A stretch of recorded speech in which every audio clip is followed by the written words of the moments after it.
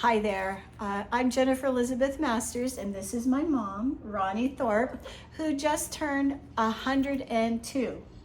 When is your I did. birthday? July the 10th, 1922. So you were born in 1922. Where were you born? In Ethelbert, Manitoba. Okay, and what were winters like in Ethelbert? What was what? Winter. It was cold. And I used to walk to school about a mile. And in the winter, it was just so cold. And I wore moccasins with extra socks. And there wasn't a bus like there is for the children nowadays, walking 2 blocks probably. Yes, no bus. I used to be just so cold. And also, if I lost one of my mitts, I never got another one, so that meant one of my hands was always extra cold. Oh, and obviously that must have happened. Oh, so yes. I want to back up. Okay. So go back to your childhood. At what age was it? Because your mom passed away when you were just young. How old were you when your mother passed away? 4. 4. My oldest sister was 14. My youngest was 2. Okay, and then shortly after that, you woke up in the middle of the night, perhaps? Late, maybe? And what did you see your father doing? Oh, he was coming up the stairs to get some sugar out of a 100-pound bag that we used to have. Was it in the attic? No, it was up on the landing, sort of, where we were sleeping. Okay. Just out of the way. And what did he, you remember what he told you? What did he tell you? Go back to sleep? He told me to go back to sleep. And then the next morning, he was dead. Oh, wow. My brother found him when he came down to light the fire in the stove. So then what happened? I'm so sorry that happened to you. So that must have been an awful thing at 4 years old. But I don't think it just registers the fact that he had died. But so what happened with how many brothers and sisters did you have? One brother, well, actually, the baby that my mother had when she died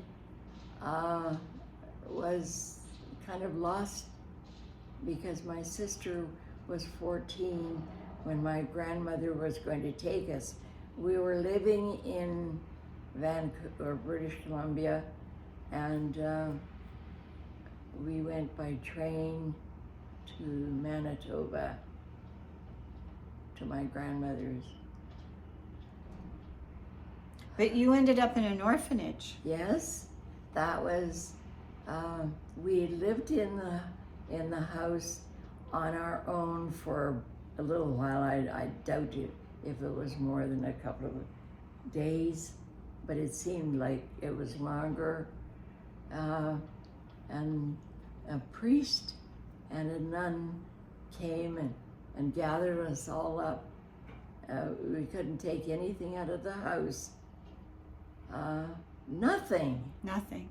I wanted a mug that someone had given me, and they wouldn't let me take it.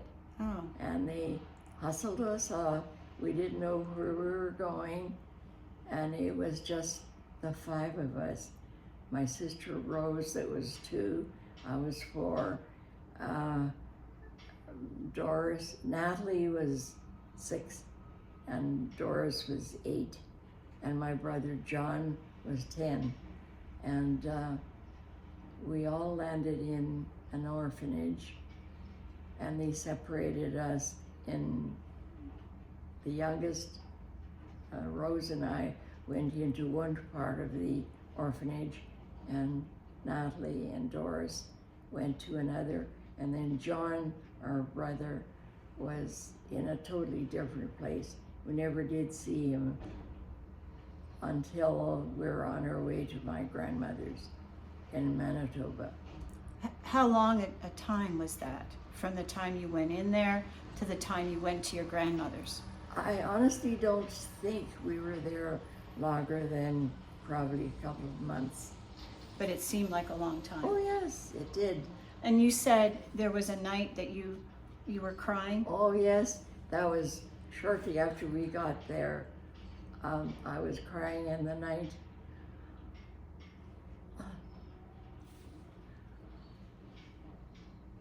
I love you, Mom.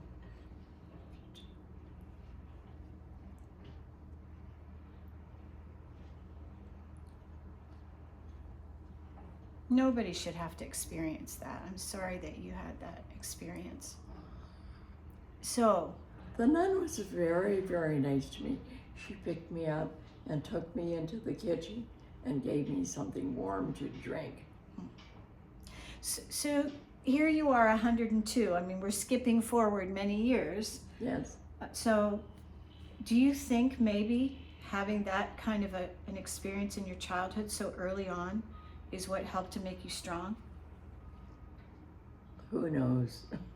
Because, I mean, I know other people here where you live have said you are a force of nature and Yes. incredible. And to be 102, so let's talk about life here. Do you live alone? Yes, I do. It's all, the whole building is a bunch of apartments. And I guess some people require help, and some doctor or nurses looking after whatever part happens to be sick. But you do your own cooking for the most Yes, I part. do. I do my own cooking. Do you do your I own do cleaning? my laundry. I change my bed. I turn my mattress. I don't turn my mattress. Well, when I was living in the condo, I tipped it over front to back and upside down, and it fell on my feet, and I couldn't move. Didn't you get stuck up against the wall with the mattress there between? Yeah. Yes, I remember hearing that story. So, we just went grocery shopping today. So Yes, we did. you do your own shopping, Yes, I stopped driving when I was 98, and you were mowing grass until how old? 82, 82. 83. Okay. After my husband died when I was 70, I stayed in our house on the 10 acres. Cutting the grass took 7.5 hours, some walking, some riding. Did you do that in one day? Yes, One day. the days were long. Okay, so I've had people ask, why are you alive at 102? What contributes to the fact that you are so healthy?